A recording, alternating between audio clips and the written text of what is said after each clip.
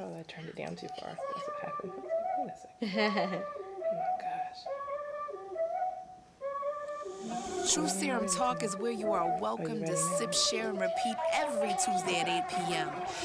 This show is not for the easily offended and highly recommends keyboard bully addicts to back away from the effing keys. Truth Serum Talk is recorded live on Facebook, has delayed libation albums on Insta, rarely visits Twitter, teaser vids on YouTube, and everything, including a blog stuffed on the website.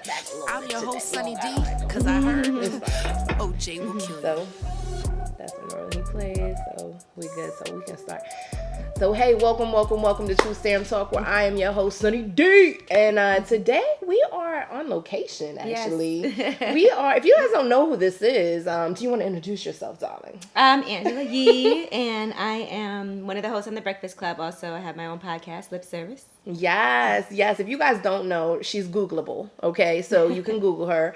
And tonight, we just want to really come in, talk to her, find out some things. I got some interview questions and whatnot. And I didn't ask you your 2 truths and a lie, because normally I have people come up with stuff on the fly, but I'm pretty sure you're quick, and I think you can come up with something. I have a feeling. So generally what we do is we play 2 truths and a lie. Okay. I ask you to give me 2 truths and a lie, but don't tell me which is which, and I have to guess which one the lie is. All right. Are you ready? You think you can do something real quick? Yeah. Oh, see, I knew she was good. She does this. Go. All right, let's see. 2 truths and a lie. So one of these is not true, so you're going to guess which one isn't true. Yes. So I used to be a DJ. Okay. I have a really huge family on my mother's side. All right. And let me see what else.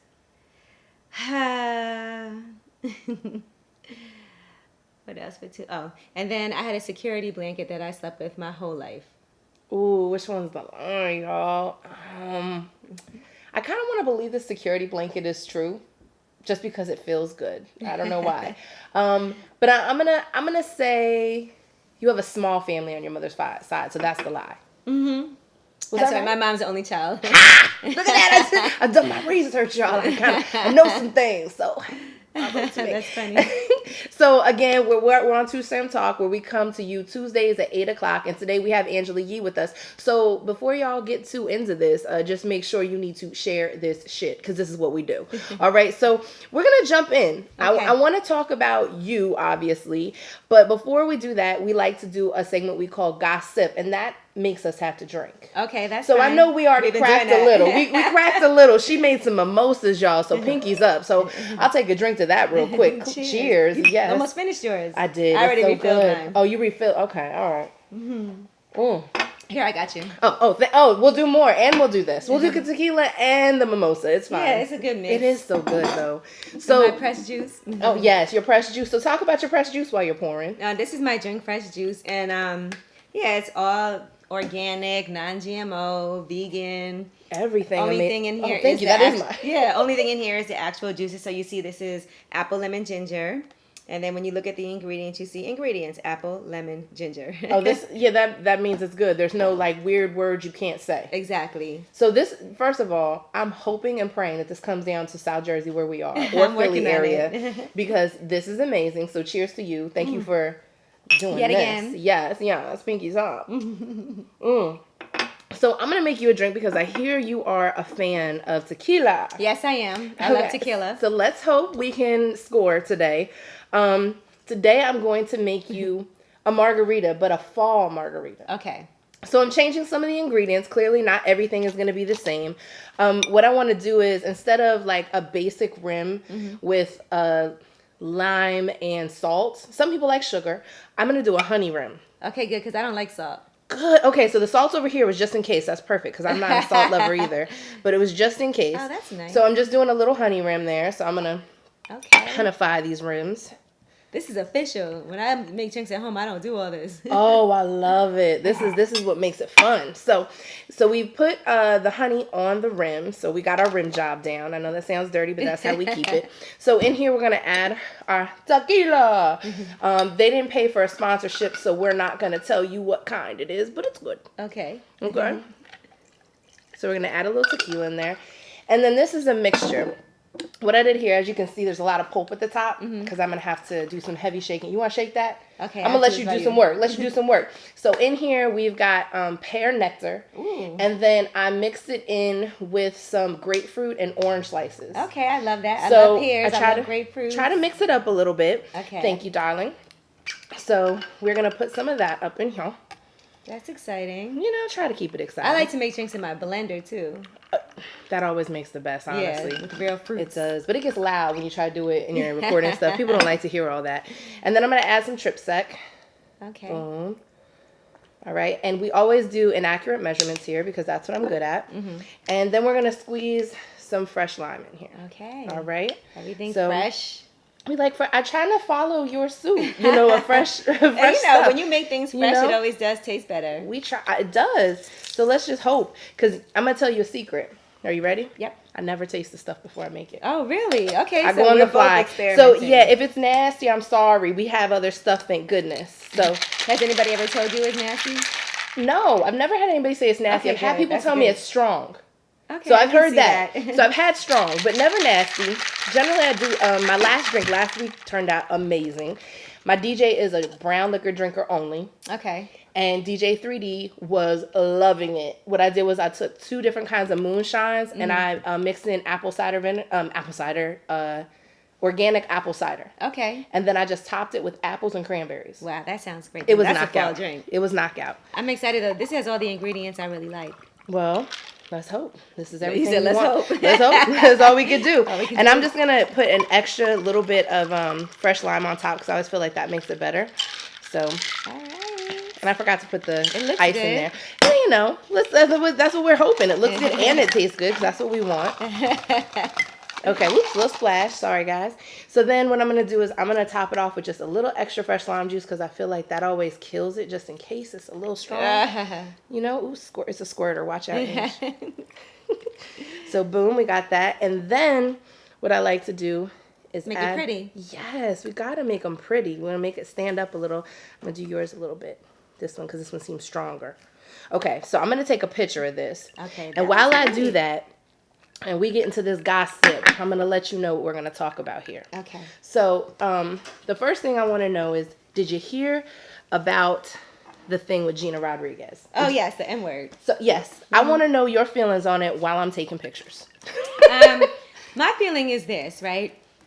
A lot of times people censor themselves when they sing along to songs. Mm-hmm. Like, for instance, as a woman, like, when I sing along to songs, I like guys. If it's a song about a guy talking about how much he loves to fuck women, I might change the words a little bit. Okay. How you going to change it? To, say how much I love men.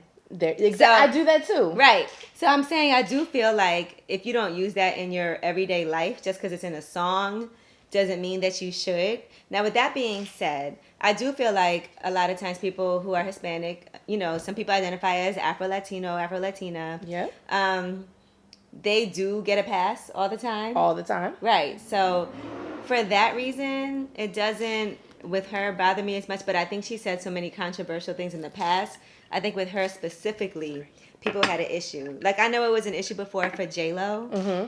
And I think it's also with J-Lo when she used it, in the song, I'm Real, or whatever. I think people not used to her saying that. So Absolutely. That's what was shocking when she did it. When Fat Joe does it all the time. It's natural. It's like, that's just how he talks. So I just think it's like all of those things. If we're not used to somebody who hasn't identified with us previously, then it makes it hard. Like, she was talking about how women get paid. She was saying that Latina women get paid less than African American women. That's just in Hollywood. That's definitely not even true. But that also means you're not even identifying yourself as African American. Well, actually, when I was listening to that interview, and it was funny how she was saying, they didn't deem me as a good enough role to fulfill that amount of dollars that, that the white actress or Caucasian actress had. And Gabrielle Union jumped in and was like, well, who said that? Right. And I applaud her for that. And it's funny because actually Tamal and I were talking about this on our ride up, and I was saying, I have to say this. I always bring it up with Lil Wayne because I believe his highest volume of listeners, I could be wrong because I've been wrong before. Oh, right. I believe it's Caucasian. Exactly. Yeah. And you are creating music for your listeners. If you know your listeners are white, why would you drop the N-word if you don't expect them to listen to it or repeat it? But I also feel like if that's how he talks in his real life, you can also change your music to accommodate. That's true. That's true. Because he didn't know who his audience was. You still have to be was. like who you are for yourself. But I also feel like people have to be sensitive. Like maybe you're at home listening to a song and singing along, but you're gonna post it on Instagram. Look, even for myself, I'm Black and Chinese, right? Mm-hmm. I don't necessarily like all the time just go around using the N-word. Yeah. Because I don't want other people to do it. As a matter of fact, I don't even like, for Black people, I get it. And, for us, like, we use it, but I just choose not to because I also just don't like the word. See, and I feel the same way. I don't like the word because I feel like that the oppression behind that word is what sticks out. And it reminds me of when Amber Rose tried to take slut and reclaim it. Right. I feel like we did the same thing. And when that happened, everybody was on her like, oh, you can't do that. Well, we did it. Right. We tried to do it. Like, I mean, I don't know. It's something that we could seriously get deep into. But I kind of want to know everybody else's thought on this. Do you think that there is a past? Is there a Puerto Rican past? I'm mixed with Puerto Rican, but I'm also Black and white and other things. But so you can say anything. I pretty much can. Girl. I can go down the list. Let me tell y'all. I'm gonna say everything. No holds barred. Exactly. I'm an equal opportunist racist. No, I'm kidding. What's funny though? Like for me, I know that there's been times I think that people are insensitive to things that aren't like, for instance, people use the word chink all the time, right? Yeah. They'll say, "Oh, I got chinky eyes," or "You're a chink," and stuff like that. Yeah. And that's a slur. Like that's a nasty slur. But definitely. people, I think, don't look at it like that. Like they'd be like, "Well, I thought chinky eyes was a compliment," but you really can't use that word. That is a racial slur. Yeah. That I dare you go use that at work to somebody and see if you don't get fired for using a racial slur. Exactly. And what's funny is I have a lot of friends too, that are, I mean, let's just call it what it is. They're from the hood. Mm-hmm. And they thought that that's a compliment. Right. They're like, what do you mean? That means you got pretty eyes. And I'm like, yeah, you might think that. But like you just said, perfect example, you say it in the workplace, that's over. Right. So just think about that.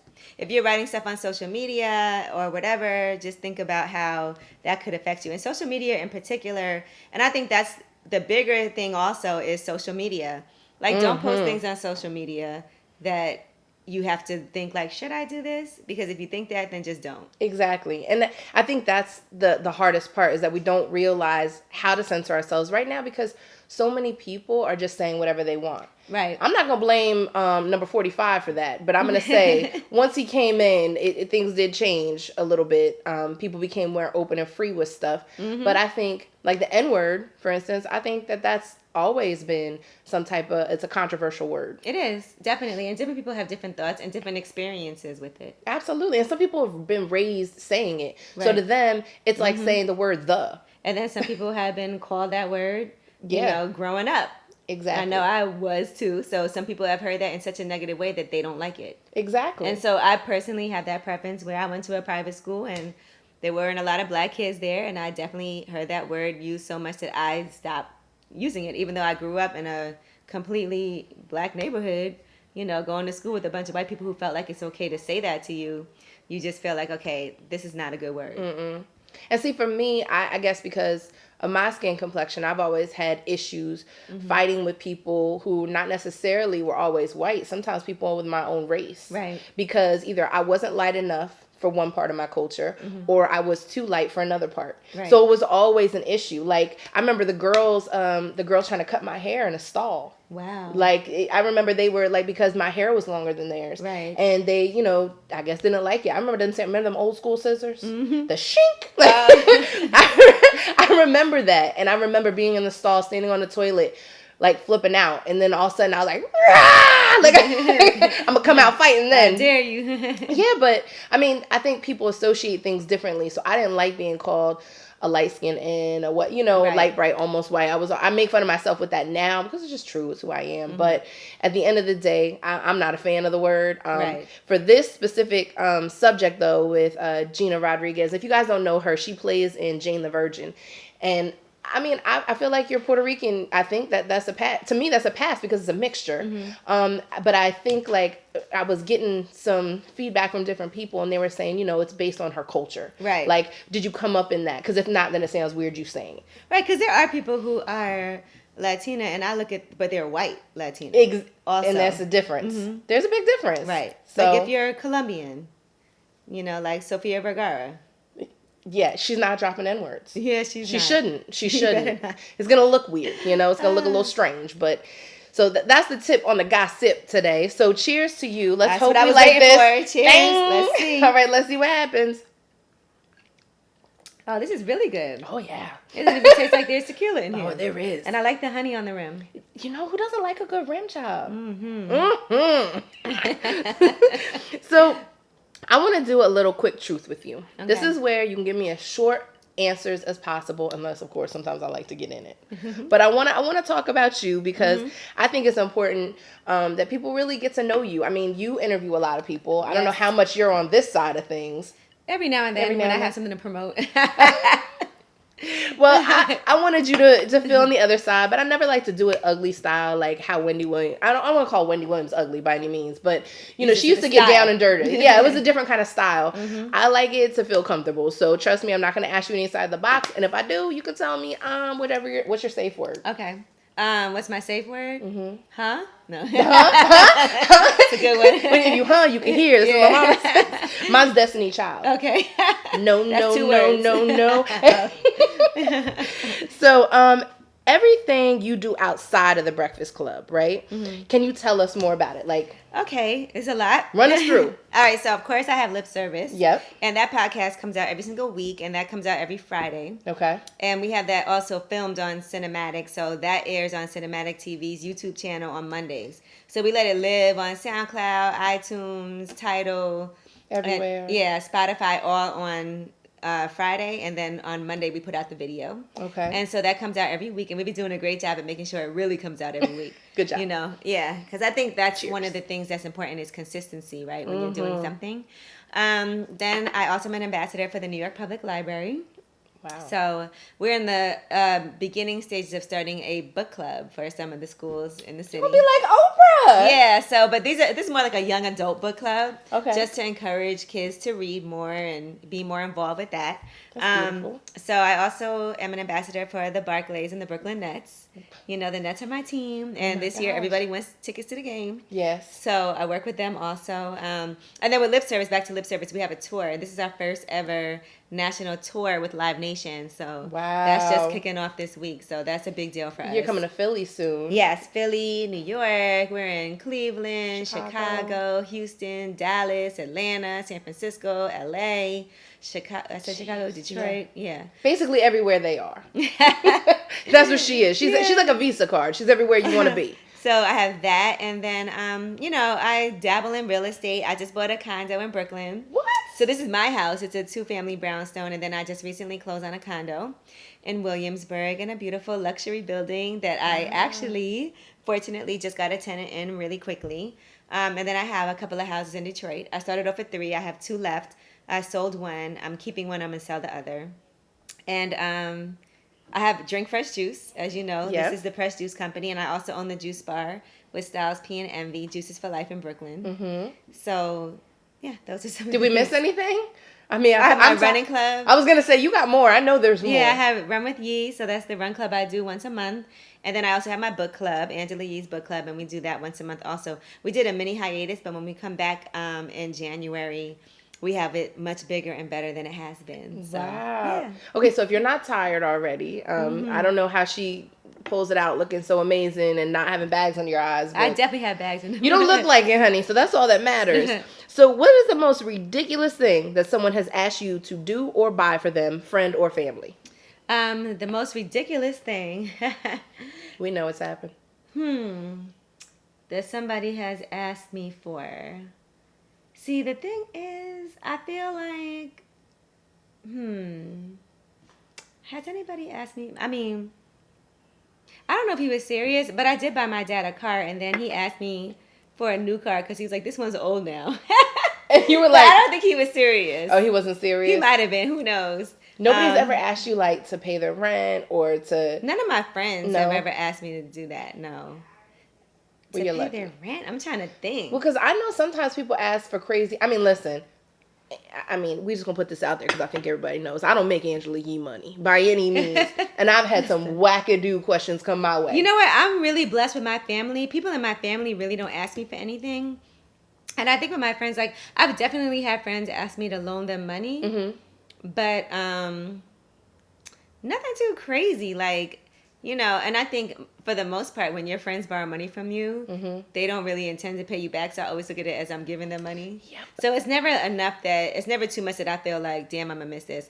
I have, like, in my work life, had people expect me to contribute a whole lot more than they do financially, which I think is unfair. Like, when you have a business and you're the one that, like, don't count my pockets at what I have. If you're not contributing, then don't expect me to just fund everything. So because that's what happens. Yeah. Look, I had a friend tell me a long time ago, when we go out to dinner, we know who's making the most money, so that person's probably paying. Yeah, no. And I think people do expect that when I go out. People always expect me to pay. Yeah. To the point where most of the time people don't even say thank you. They just be like, okay. Yeah. Does that ever make you feel some kind of way, though? If they don't even say thank you? Sometimes. I mean, I think people tend to take things for granted, but... Yeah, you can't stop. But then I look like I am blessed to be in a situation where I can just do that, and it's not... That is a beautiful thing. It's a double-edged sword. So how would you describe yourself if you were someone else trying to set you up on a blind date? I would say she has a good sense of humor. She's very busy, though, so sometimes she might not text you back. That's a fact, right away, but, you can just be consistent with it. She is very work-focused, so just get ready for her to possibly cancel on you.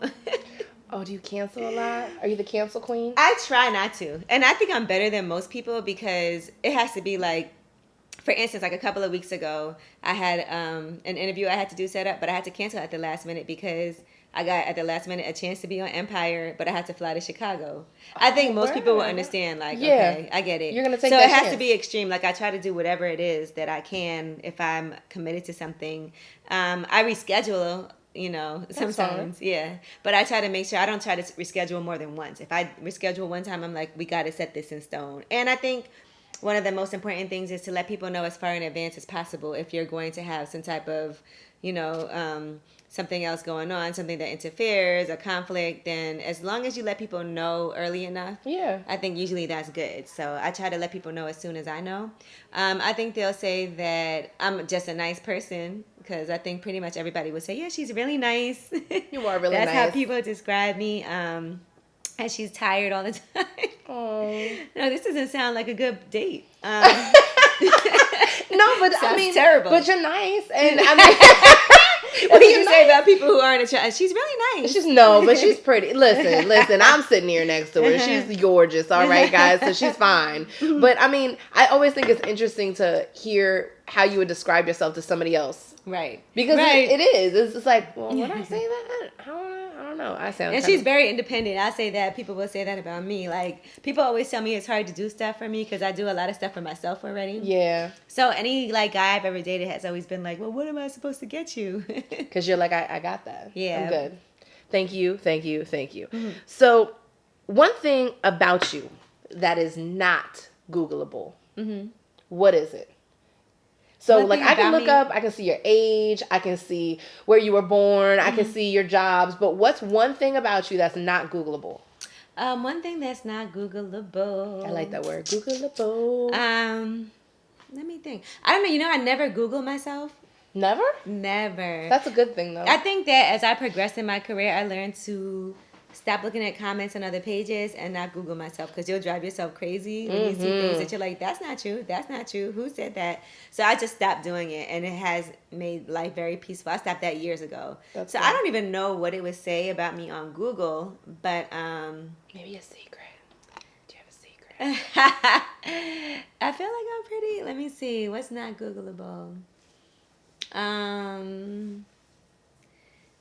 See, I feel like I tell so much stuff that if you Google it, you could find it. We can always come back. Yeah, think about it? I don't want to Google myself. Don't Google yourself. No, we don't want you to break that. Don't break that. So here's the question. I know the answer to this, but are you totally single, involved, dating, engaged, married to your career, I am both in a relationship and married to my career too. I like at that. the She same got a time, side but piece and you're married. yes. My man is my side piece. That's how it happens though. When you're in your kind of business, I mean, I think that having the right man is good. yes. I think a lot of people put so much stress and pressure on, like, I'll do my advice segment, right? And people be like, oh, you're not married. How can you give advice? But, like, there's so many people who are not happily married. So many people that you look at them married and you're like, I would never take advice from that person. And I think that I've been in a really successful relationship, and there's a lot of rules that I think have helped make that relationship be successful. And I think I'm very critical of myself, which is why I'm able to, I have a really, I would say, a talent of being able to step outside of myself and look at myself and tell myself what to do. Give me a high five. So I'm really good at that. Yes. Self-reflection. I'm very practical. That's good. And so I think a lot of times when things happen, I can take a step back and be like, okay, Angela, well, you were wrong in this situation, so this is how you should handle it, or you should never let anybody do this to you. You need to let him know this. And I've learned a lot just from relationships that I've been in. And also, like, as everyone knows, I do have a multitude of friends, and they all come to me for advice, and there's a reason for that. Yeah. Because I am a very objective person. I'm not judgmental. And you can talk to me about anything, and I've damn near heard everything. And I have a lot of guy friends and a lot of girlfriends. And I think that's important too. Yeah. I think and it's important because there's some people who can't be friends with the opposite sex. Yeah, there's people who I can't love do it. that because it's always some type of like sexual, like there's people who just can't do it. So it's definitely, I think, important. I don't even think you want to date a guy who doesn't have female friends. Yeah, it's dangerous. Because that means he doesn't know how to interact with women without it being sexual. Yeah. Exactly. And who wants that? No. So, because we know your status, do you want marriage? I think that eventually I probably will get married, but it's not like first on my list of things. You're not like... I've seen that, I don't know, it's just not that important to me. Like, I feel like I'm married, and so it'll just be us having like a ceremony and taking the time out for that and, paperwork. And so that never was something that I feel like was a priority for me. Some people, it is a priority for them. Like, my goal is I want to get married. I want to do this. I want to do that. And I feel like the only reason I think I would feel like, okay, I'm ready to get married is if we decided to have a kid or we got, pregnant. And then I'm like, okay, it makes more sense to me then. But practically speaking, it doesn't make it's not a big deal. It's not a big deal. Yeah. So since we said kids, how do you feel about kids? I love kids. You love kids? Yeah, I love kids. I love kids, but fuck them kids. No, I say that because I think I got to a different point in my life where I was just like, I'm getting too old. Like, I don't know if I can do that anymore. But I love the kids. If it happens, you'll be like, okay. Yeah, if it happens, I'm going to embrace it. Yeah, I think, like, my homegirl was at my house, right? And she has a kid, and she was staying here for a few days. And she was like, oh, girl, you don't understand how great it is to, like, not have to worry about my kid right now and just to be... And I do think, like, it's easy for me to just be able to pick up and go, do what I want. You can be selfish, and go on vacation here, go do this, and sleep in and do whatever you want. Having a kid changes all that, but having a kid is a beautiful thing, too. It just makes life different. Yeah. So I think you just adapt either way. Very true. And, Ms. Yee, what was your first job, darling? Your first job? My really, for real first job was my mom made me work when I was in high school, and it was at like it was at one of those, it wasn't Planned Parenthood, but it was like one of those health centers. And so I remember I was really young, and like there were people around my own age or a little older coming in and like scheduling abortions and stuff like that. And I worked there, yeah. And I was like, I don't feel like I should be working here. This isn't the right fit, Mom. I know someone. But my aunt is a doctor, so they got me that job. It was in Vauxhall in New Jersey. And then after that, a job that I got paid for, because I wasn't even really getting paid at that job, was working at the mall at Macy's. Oh, I worked at the mall. Yeah. Folded a lot of clothes. You were just doing the clothes I worked department? in the men's department in Polo, Ralph Lauren, and Tommy. I met so many boys. I bet you did. I worked the perfume counter and the cosmetics. You met a lot of guys, too? Yeah, girl. They was always in there. Like, But they didn't make crazy piece. pieces, though. They crazy, though, sometimes. I had one dropping me off Victoria's Secret bags. I kind of liked him, though. I remember guys used to roll up when I was at work, and they'd be, like, pretending to shop. One guy came in and bought a whole bunch of stuff. And then returned it all when I wasn't there. What? He was in there literally for you. Yeah, that he was really it. was in there trying to flirt. Wow. See, I like that though. Thank That's God kinda I dope. wasn't getting commission. I'd have been pissed. Oh, I know. I was commissioned, so they better not return nothing. I was like, hey. Do you Don't really bring like that this? back? I'ma know. Let's spray it 3 times. Make sure you really like it. So at this point, I just want to make sure you guys know you're watching Truth Serum Talk, where we come to you Tuesdays at 8 o'clock. You're right here with your girl Sunny D, and I have Angela Yee. So if you haven't already done it, do yourself a favor. Let's run a watch party, all right? Tell a friend to tell a friend. While you're at it, share this shit. So, one person that you would deem a role model. A role model? Let me see. There's so many that I feel like I know. And I don't want to say anything. You know who I really like? Gayle King. Oh, yes. I just went to Magic Johnson's and Cookie Johnson's birthday party in St. I Tropez. saw pictures. Girl, amazing. But I had the opportunity to really like hang out with Gayle King. And the fact that like she's as successful as she is, but also just really nice and like down to earth and helpful and can have like real conversation, and you really feel like she cares. You know, she'll look at you and talk to you and be like, really? And like fun, good sense of humor and out having a good time. I like her. You do realize that's you? Oh. I'm just making sure you know. I'm just trying to bring the truth out here. No, I didn't. But yeah, I would say she was, you know, I think sometimes you look at people in positions that they're in and you don't expect them to be very human. And she was just such a nice human being. Well, I'm pretty sure you meet a lot of people and they're not always stand-up individuals. Nope. Yeah, so we'll get into that in a second. Before we go to the next question, let's cut this cake. So this cake is brought to you by Wren's Sugar and Spice out of DC. So Danielle Wren makes all of these amazing cakes, cupcakes. She does catering. She caters and everything.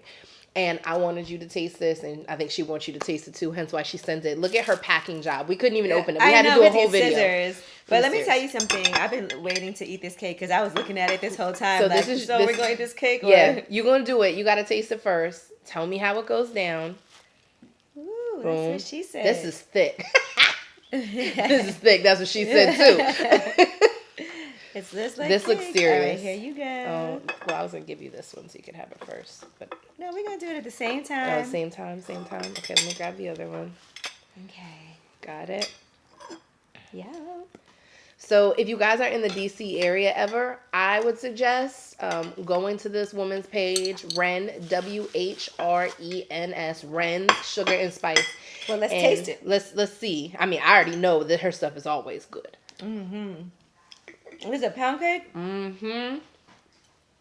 It's so good. Oh my gosh. If you know me, you know dessert is my favorite part of every meal. Well, I thought that it would be smart to bring it. You were like, are you on a diet? I was like, I just had to make sure because I know I am, but I'm going to eat this cake though. You'd be like, are you on a diet? Yes. I am, but I'm going to eat it. That's what's going to happen. Oh my gosh. That was really good. It's just, the kind of cake is good. That's what this is. It's goodness wrapped in goodness. I don't even know. I want to say it's like a brownie pound cake, I think. Yeah, it's like a mixture of different things in here. So, okay. It tastes like more. I like it. That's how I describe my beverages. It tastes like more. Okay, I gotta stop eating this roast. I'm gonna eat it afterwards though. But the sugar gonna go right to my head. I'm gonna be hype and you'll be like, girl, get out of my house. We're gonna fall asleep right on the couch. I'm like, I'm not gonna do nothing.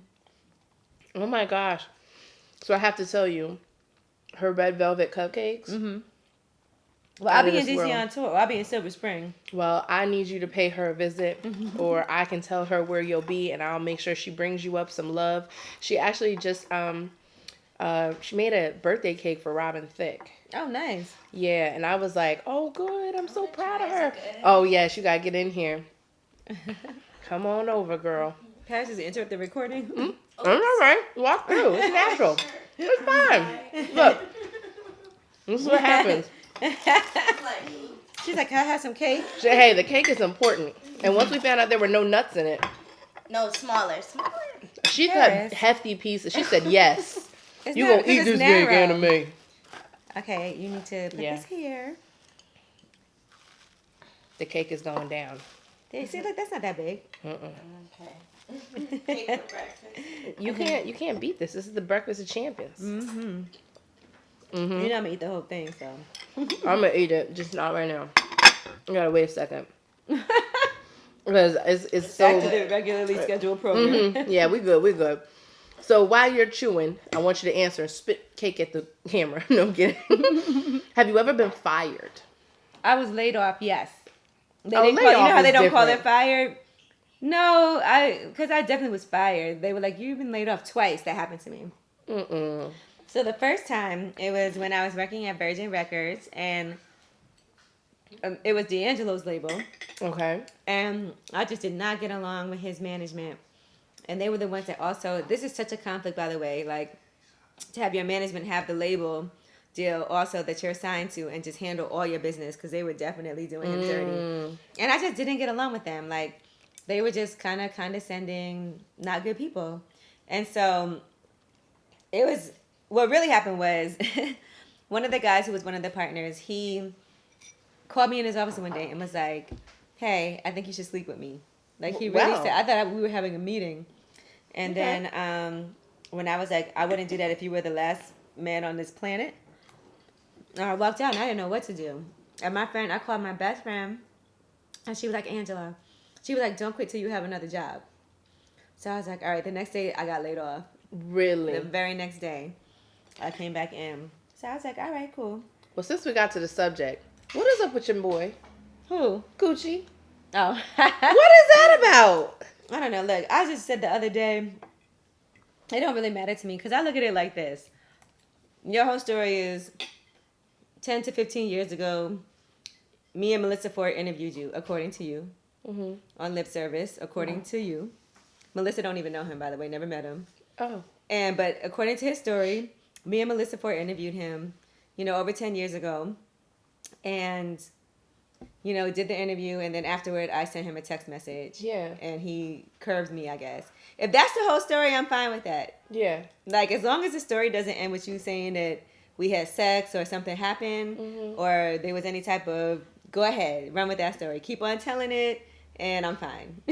But I'm like, as long as you ain't saying we had sex or I sucked, nothing crazy like that, if you want to tell people that happened over 10 years ago, please. Go ahead. Knock it out. Because I think I'd have been, like, devastated if he was like, and then she came to my hotel. At least the story ends with, she sent me a text, and he curved, fine. You're like, fine, okay. I can take that. Yeah. But still, I don't understand how people can lie about certain things. It always kills me. And I'm like, okay, whatever. But I mean, I think if you know me, you'll be like, yeah, right. This would, and then if you, even by his own account, he's like, I was on drugs so heavy back then, I couldn't remember anything. But you remember over 10 years ago, it has to, because this is, according to him, when we did that interview, maybe 12 years ago, you remember a text message that you said you got. So I'm like, all right, if that's what you remember. But you was on drugs. When you was, right. The one thing you remember is I sent you a text. But I just feel like as long as the story didn't end that way, that would be devastating. Well, I just wanted to throw that in there. I never heard of people lying on their text. And then where's this text? Yeah, show me the text. Gosh dang it. So what's one person you still want to meet? Who haven't I met that I want to meet? I still haven't met Barack Obama or Michelle Obama. Really? And I've had the opportunity, but it just timing wise. I remember one time they were like, "Oh, you want to come to this thing? Michelle and Barack will be there." It was like, and some other of my coworkers went, but I couldn't go because I had a booking somewhere. Oh, so I was like, but I feel like there'll be another opportunity at some point. Absolutely. I met Prince one time before he passed. We both love Prince. I touched him. Mm-hmm. I didn't meet him. I just got in his hamburger meat on his chest. No, you didn't. Yes, I did. Yes, I did. I didn't do all that. I did, because I was in the second row, and I was like, he keeps coming down this way. He likes me. So he walked right over to me, and next thing I knew, I had a whole bunch of people around me, and that little man, I could put him in my pocket. Just ran away. I love him. So, him I did meet him, but as far as people who I haven't met, I can't say there's anybody who I haven't met that I want to meet. I've met so many people, that besides Michelle and Barack. Well, who's one person that you wish you didn't meet? Who I wish I didn't meet? I was going to say a person you just said, but it don't matter that much. There's a few people who I don't really care for, but I also am a big believer in things happen in your life for a reason. Yes, they do. So I wouldn't want to take back experiences that I've had or people that I met because then I wouldn't be here right now. There's people I wish I would have never dated.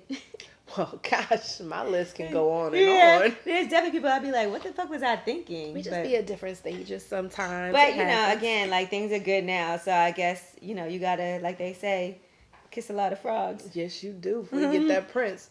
Do you have one celebrity crush? I would say nowadays I don't. When I was younger, I did. Who was your youthful crush? When I was younger, I had a crush on Nas and on Allen Iverson.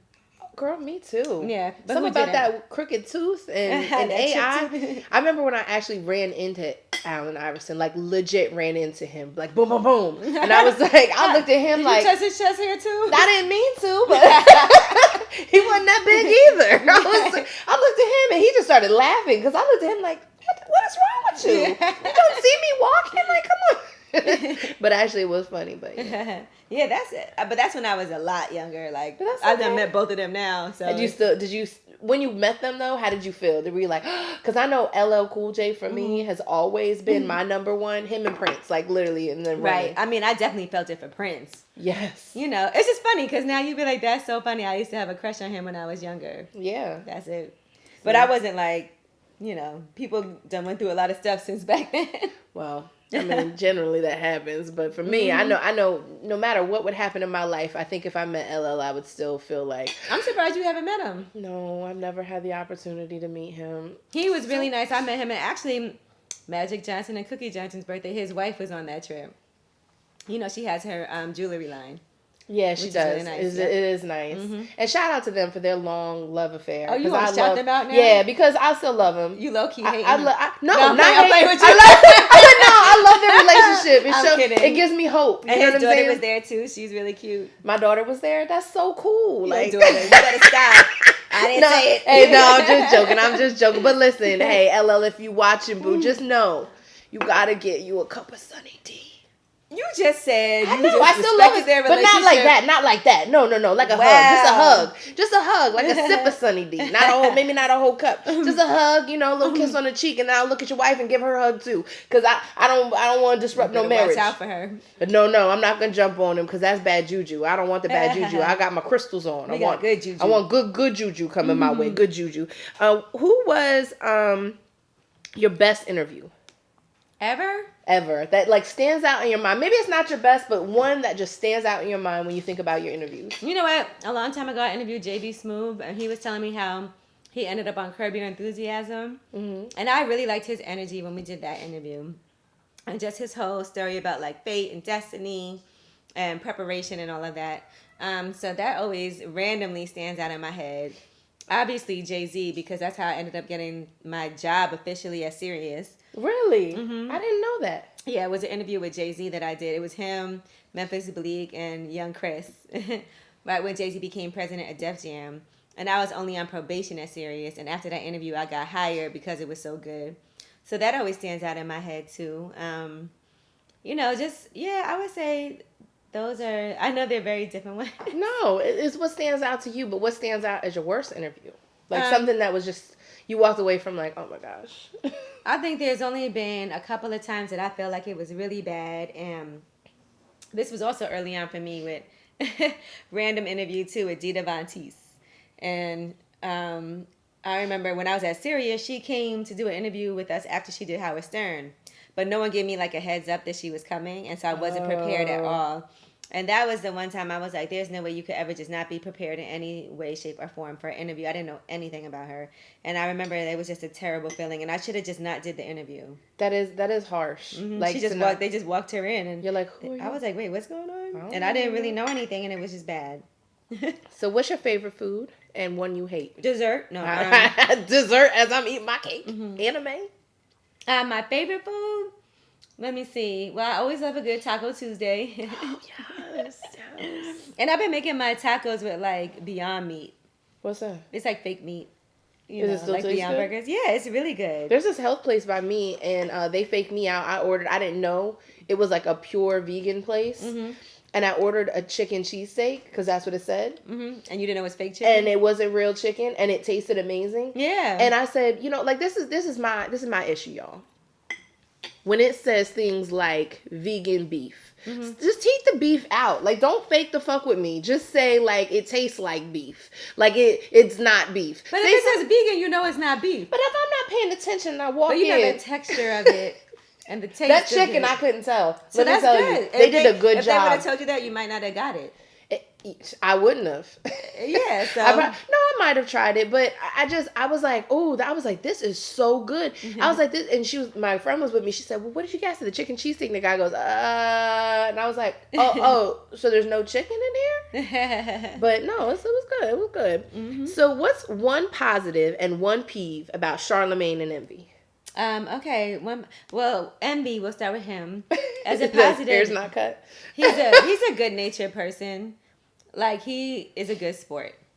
I would say that about Envy. Like, you could make jokes about him, and he's a really, really good sport. Okay. So I like that about him. As far as a pet peeve about Envy, don't lend Envy money because he will take forever to pay you back. And he's one of those people that if he owe you money, like, he'll act like you wrong for asking. Oh no! So he owed me some money the other day, and I really had hooked him up with something, and I was like, "I'll just pay for it. You could just pay me." You know, he wanted some sneakers, right? And so I got these sneakers for him that were impossible to get. But you got them. But I got them, and I paid for them. Mm-hmm. And then I had to ask for my money for mad long. And then when he would be like, "Damn, all right, I'm gonna give you." I'm like, "Yo, like, you dude, strapped for the cash, though?" Sir, can I get my money? And then about Charlamagne, a pet peeve about him is that you can't argue with Charlamagne about anything. Like, you can't have a difference of opinion because he act like you stupid if you don't agree with him. So if you like, well, no, I think this, he'll be like, what? Duh. And be like, oh, you stupid. And so I think that's a pet peeve.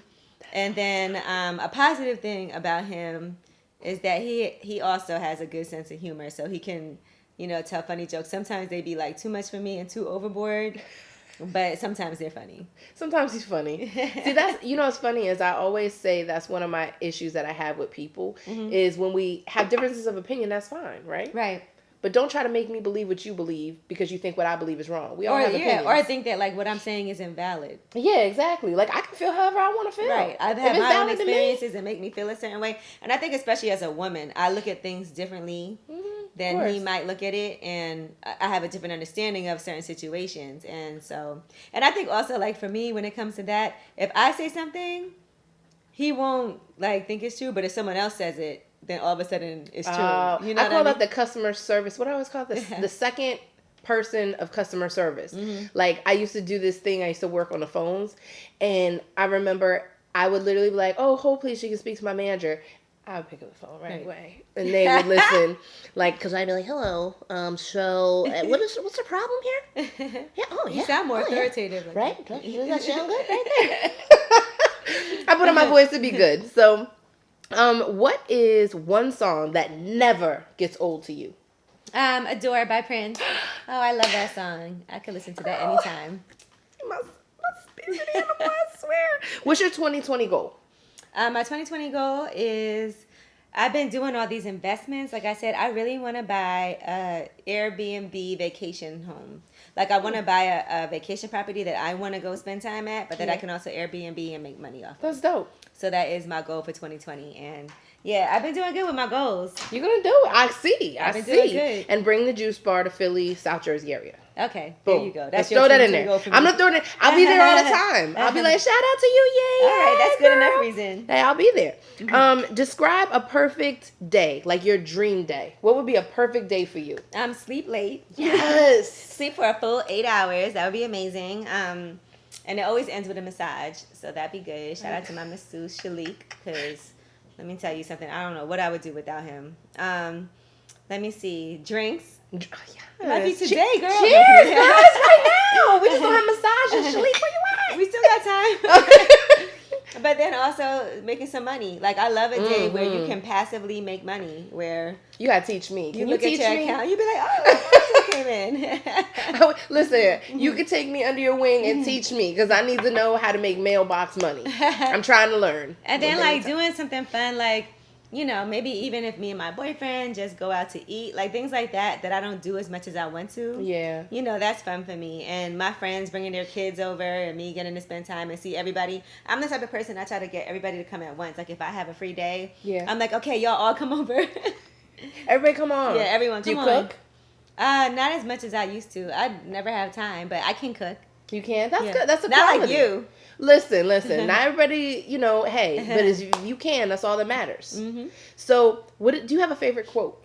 Do I have a favorite quote? Let me see. Here's something funny. I really am not a fan of quotes. Well, that could be your quote. I'm really not a fan of quotes. I think it's so corny, and not to diss anybody, but people who talking cliches and quotes all the time. All the time. Yeah, because I guess there's things that and I was just talking about this last week about really popular cliches that also kind of get on your nerves. Yeah. But they could be true too. But it's all right, we get it. But yeah. If you don't I have don't one, have a favorite quote. There's no quote that I live by. So here's the answer to this one. I know we got one guy behind us, but then we got much of the other guy. I always ask this question: Prince or Michael? Oh, I love Prince. Prince is my favorite. Also because the reason why is he also plays so many instruments and wrote songs for so many other artists that people don't even know. Right, and used a fake name to do that. Didn't even want the credit for it. Just has so many songs. I think he's a genius. Michael's dope. He was a talented performer. Yeah. But I think when it comes to an all-around artist, I always choose Prince. That's generally my rebuttal when I have to pick one, and why I say it that way. Look, I don't want to take anything away from Michael ever, but Prince also had a lot more sex appeal. He's winning.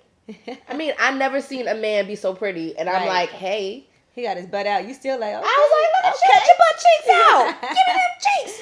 I'm okay with it. So we clearly didn't do the fast truths very fast, but that's fine. We talking, we drinking, whatever. So this part I want to call motivation. This is how you're hungry to eat. So I want to know a rundown of your day so people understand how hard you hustle. Man, so... What time do you wake up? I wake up at 4 a.m. Okay. And then I get to work. I prep for the show. So I get there before the guys do. And I'm doing show prep for front page news, rumors, and everything. I'm also getting makeup because we're on Revolt TV every day. So my makeup artist is always there with me bright and early in the morning as we do the show prep. And then after the show, we do all our interviews. So sometimes I'm there till around noon. And then usually after that, we have meetings or other things to do. As an example, yesterday I had to go to one of the clients from iHeart and film a video, that they're going to use, I guess, for whatever purpose. Mm-hmm. And then after that, I had 2 conference calls.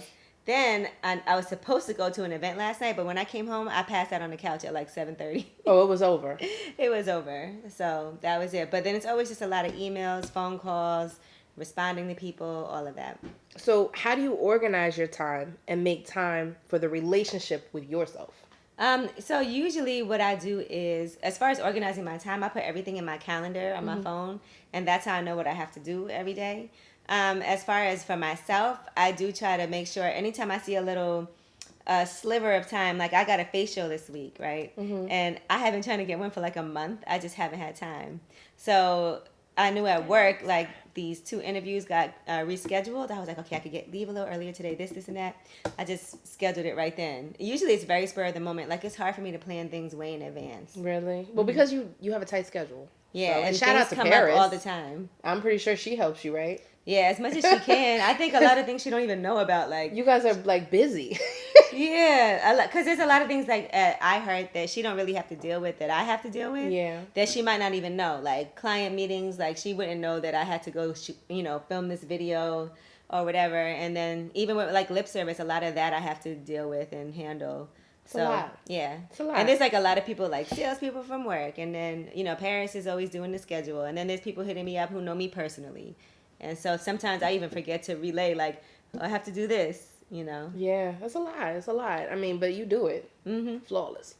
Mm-hmm. And, well, I mean, listen, there's always going to be speed bumps. No, there's going to be speed bumps. But, I mean, I know a lot of people who don't know how to personally organize their own calendars. Right. They don't keep anything for themselves. So they always are depending on somebody else to tell them what they're doing. Right. And sometimes I do, completely forget things, but I try my hardest. But that's normal when you're busy. You're going to sometimes... Yeah, I try not to.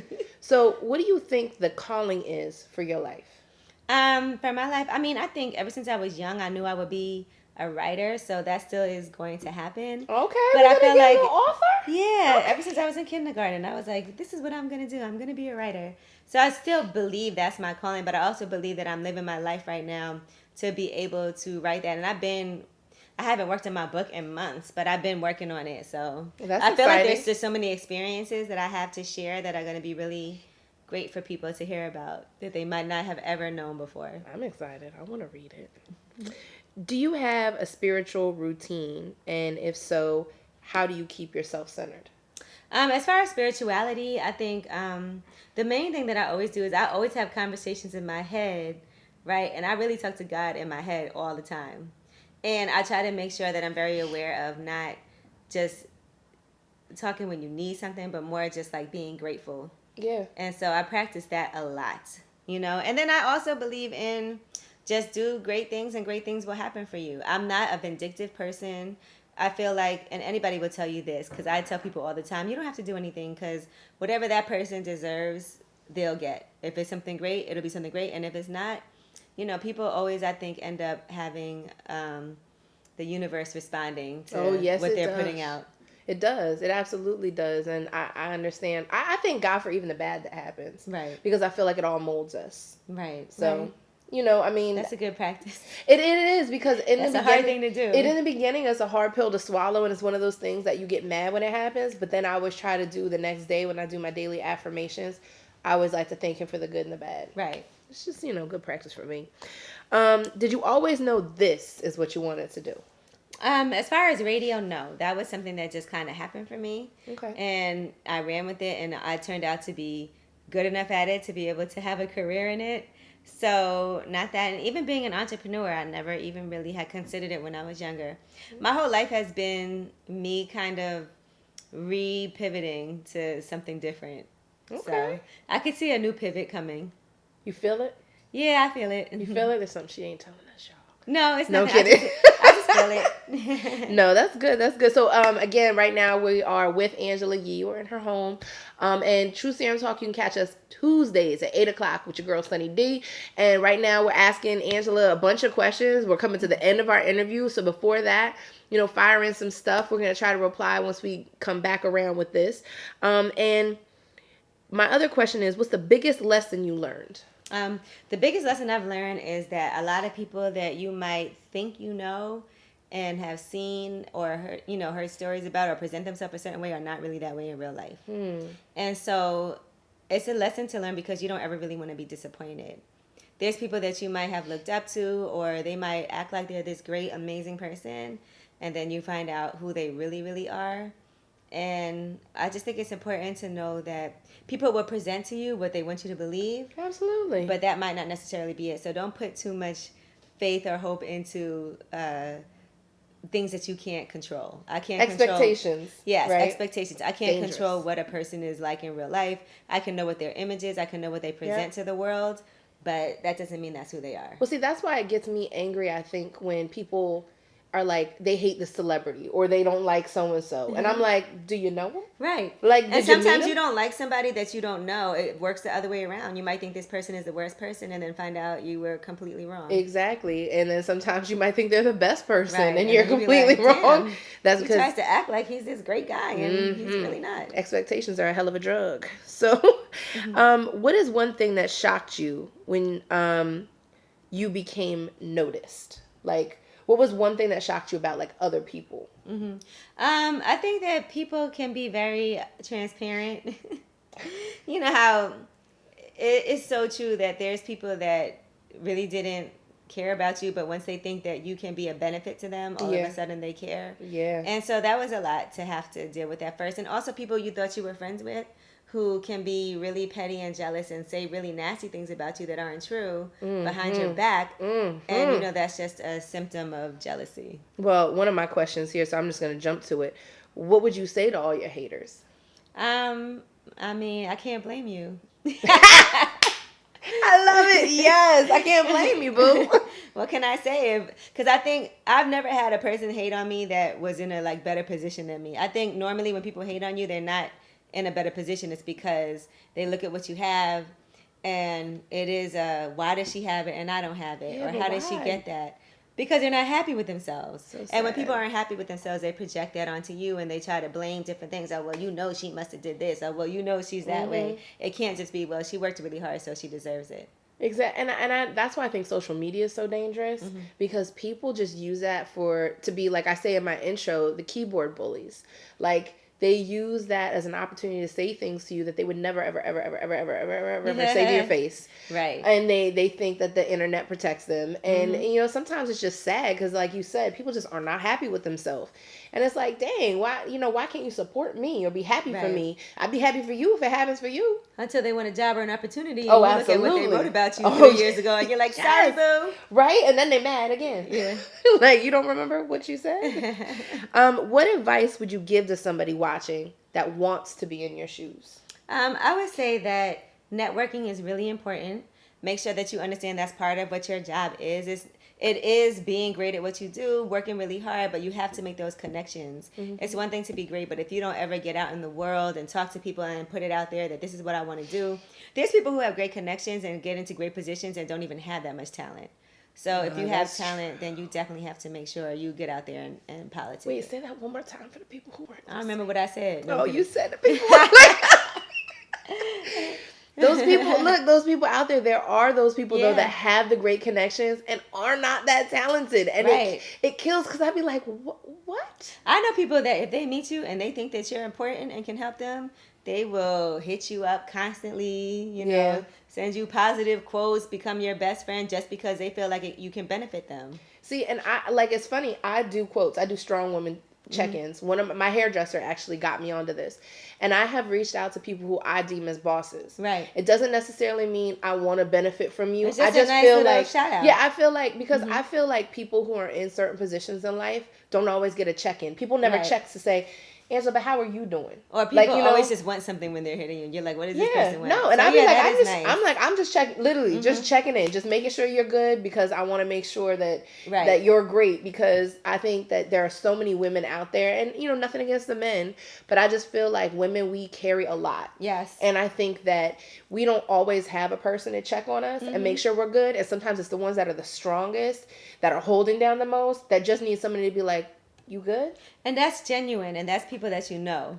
I know people who will meet you one time and be like, oh, this person is this person's cousin. I'm going to befriend them because I want to get close to, See, I look at what I think people hold on to. Like, I'm like, you know what? I think you might need this today. And it's funny because I sent mine out the other day, and I got responses back from people saying, you don't know how bad I needed this right now. Right. And I mean, my thing is, I was like, look, and I would say to a couple of them, like, if you really need to talk, just call me. Right. Because I genuinely care about people. Yeah, absolutely. Like, if I don't like you, you ain't going to get no strong woman check-in. That's just, I'm sorry. Shit, I ain't never get one. I don't got your number. Like, she came back quick. Listen, I don't got your number, but I'll check on you on Instagram. I'll be like, strong woman check-in, boo, you good? I gotta make sure. Look, because I do care. And it's weird because I don't know, there's a word for it. I feel like some people, when I touch them, it's like a vibration I can feel. I know that sounds a little witchcrafty, but it's not. And I feel like I feel what other people can feel sometimes. And sometimes, like, I genuinely, like, I'll be like, oh, like, I can feel something. Right. I don't know. It's weird. A lot of stress in this world. There really is. And I'd be like, oh, sorry, let me help you with that. So what do you think is the biggest challenge being in this industry? The biggest challenge is support, I feel like. Woo! The biggest challenge is getting people to support you. And if that means that, like, having your, coworkers support you, having your boss be like, I get it, girl, I understand. That's always a challenge. Sometimes I think, especially, for myself, I feel like you just by yourself and people aren't really like supportive of what it is that you're doing. We have this tour about to happen. I'm like, man, I hope people support us on this tour and want to come out. I support you. I know you did, which I appreciate. I'm so happy for you. I think that means the most to anybody, like support, because we're trying to open businesses. We're trying to expand the businesses that we have now. And if we don't have support, we can't do anything. Well, people don't realize how much it means. Right. Like, if I have an event, you have an event, whatever, for people to actually show up and come out, like, that means more than anything you could ever buy for me. To do a post and be like, hey, this was amazing. I was here last night or whatever. Exactly. It's dope. Something, because people don't realize, like, the power of a share. Like, how much that can generate. And for me, like, literally, it's not like my stuff goes viral or anything like that. But I appreciate if you have somebody has 3 followers and they're like, "Oh, I'm coming tonight." I'm like, "Oh my God, thank you. That means a lot." Like, I'm gonna make a whole video. Like, I mean, I think it's so dope when people really do genuinely stand behind you, and it's not because they see anything coming from it. Right. They just really do support like your you. movement, what you're doing. Like, I've had a complete I know you probably get hit by a lot of strangers, but for me, because I am climbing right now, I always call them in the crawling stages. I've had people who reached out to me, and it was so touching, saying, "Hey, if you need help, like handing out T-shirts or whatever, I'll come." And because I just like your style and I think you're dope. Like, that means so much. Like, literally, I almost cried. I was like, "Oh my gosh, I love you. You can come on." But things like that mean so much. And we kind of touched on this question. For those who have tried to latch onto you just because of your success, what would you like to say to them? I mean, things like that just don't last. I do feel like, if you see somebody successful and you feel like you can add value to what they're doing and that can help you, great. Offer your services, be helpful if you can. But latching on is like a different thing. Like, don't think that whatever one person has going on through osmosis is going to transfer onto you. Mm-mm. And sometimes people think that they deserve what you deserve. But they have to realize, like, I put in decades to get to this. And everybody's walk is different.